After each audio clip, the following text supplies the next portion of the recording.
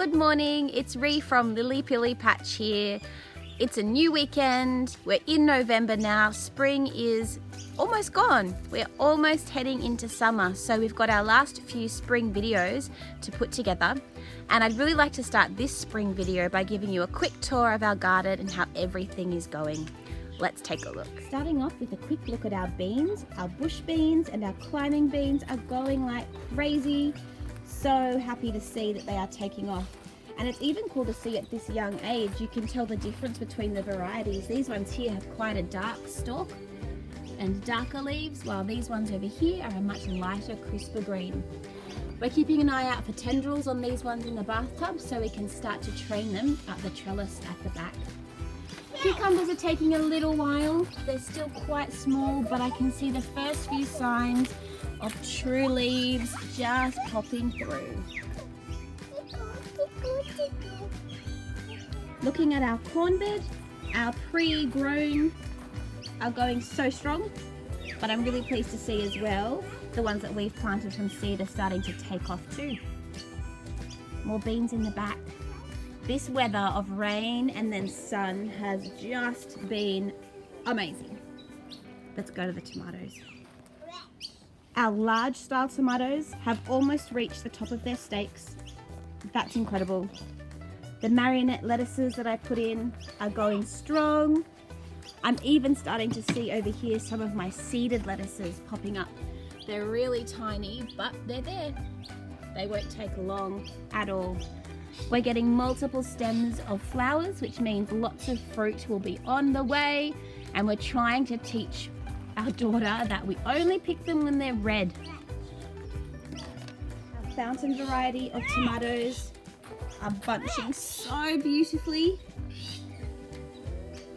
They're very tempting, but we're holding on.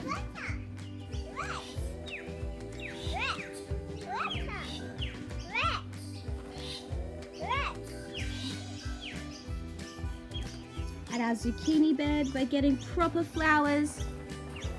A few have rotted because they haven't fully opened, therefore haven't been pollinated. But hopefully the plants are getting big enough now that we might actually start some proper pollination. And even the ones that I put in by seed are starting to go crazy. We've got pumpkins over here that we're going to start organising trellises for so they climb vertically. Lots of little flowers popping up. And of course, dinosaur play happening.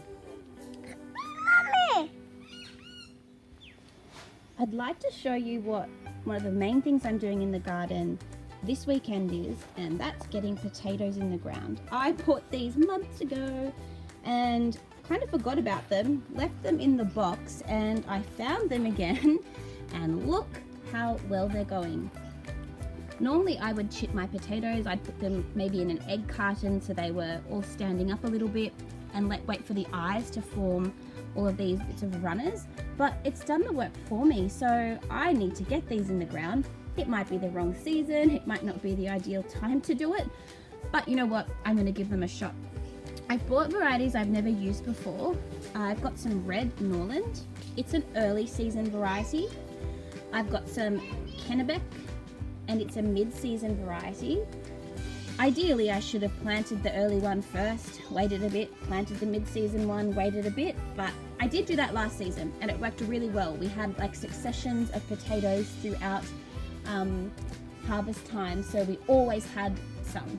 Not as organized this year, but I'm also trying some purple Congo and Sebago. Sebago is a really common potato. You can buy that a lot in shopping centers, grocery stores. I'd like to show you now how I go about planting potatoes.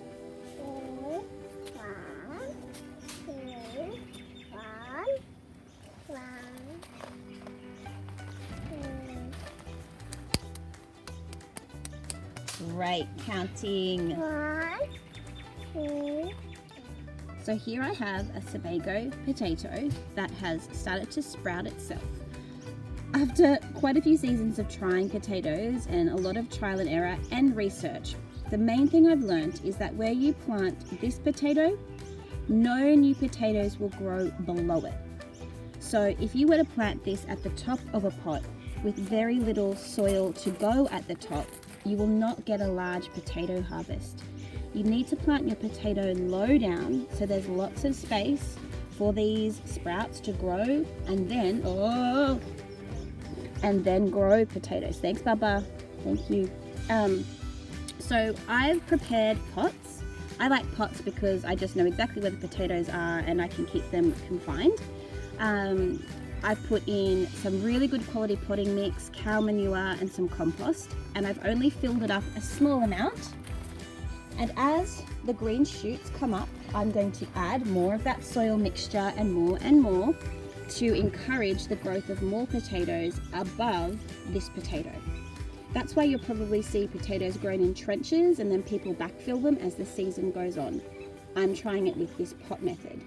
So I'm going to put Sebago in this pot, and I might put a couple of potatoes in, and then I'm going to move on to some other pots.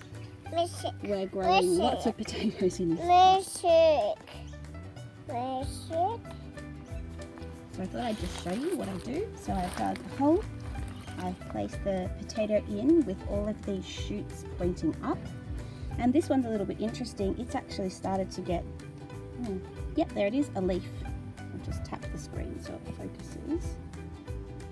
Yeah, so I'm actually going to leave that little leaf poking just out, as opposed to these ones here that are really just like the root. They haven't developed leaves yet. And then I'll cover over just a little bit of soil. Once more leaves start appearing, I will then top up the soil again to encourage more and more potatoes to sprout from those roots.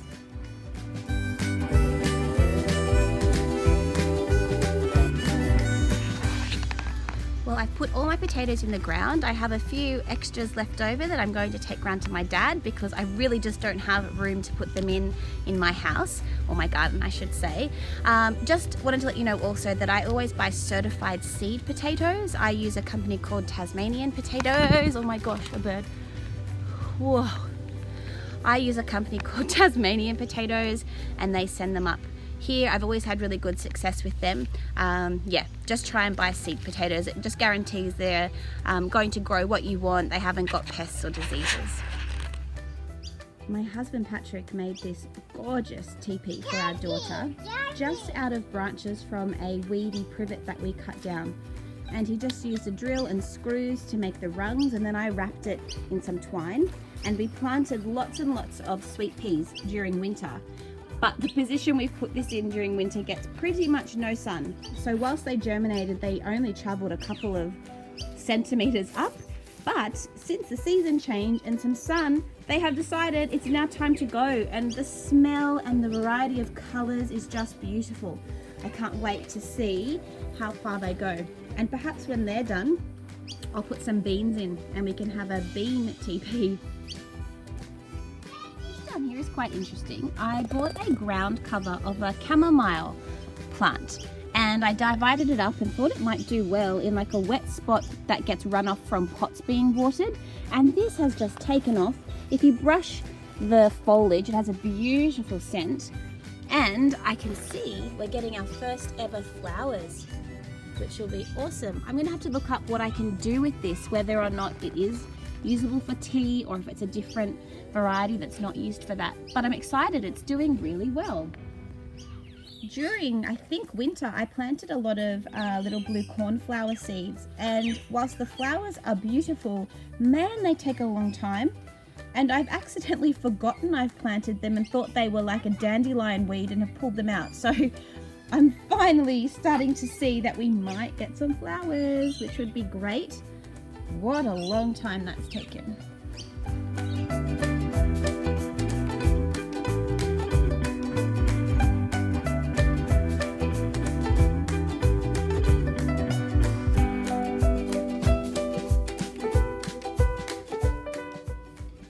Do you think they're trying to tell me something?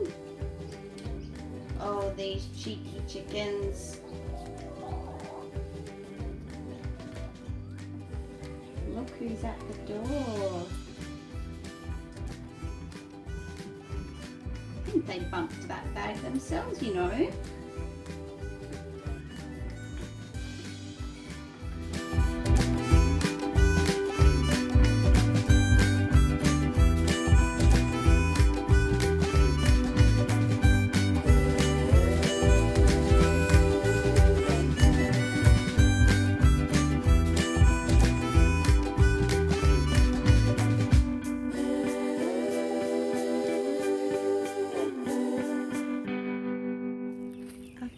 of that building you just saw, we've started to put up our archways, which are going to be a trellising system for pumpkins and watermelons.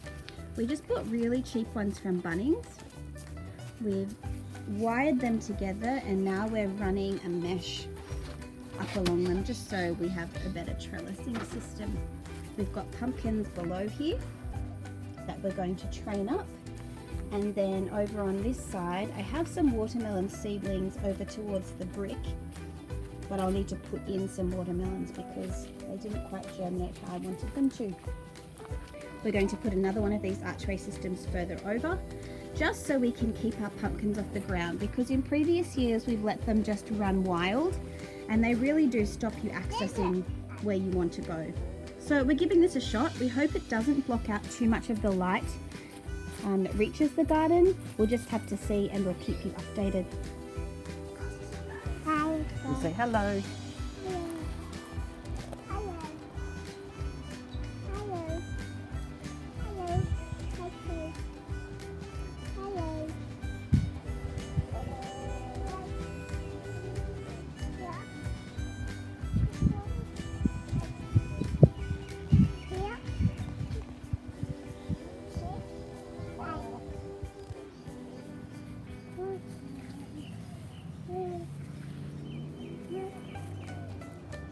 Hello. Hello. Hello.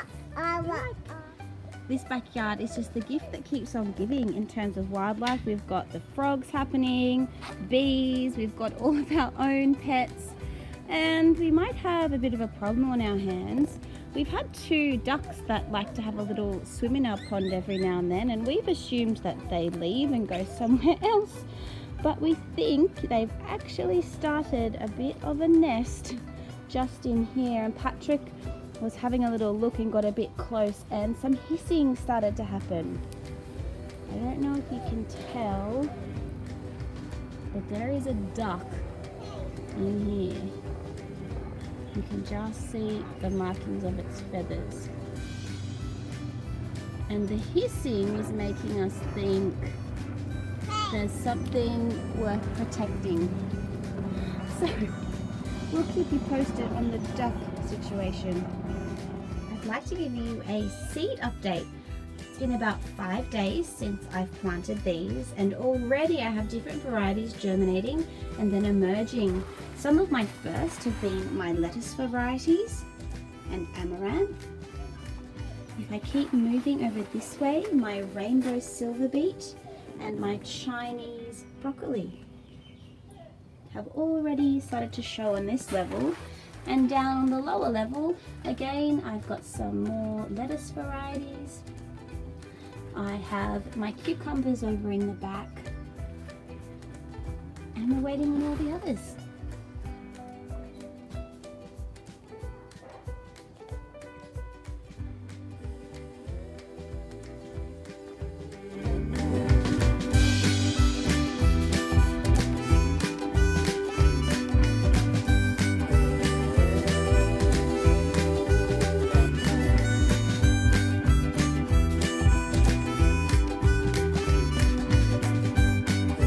Thanks for checking out our Lilly Pilly Patch video for this week, and we're putting the next one together soon.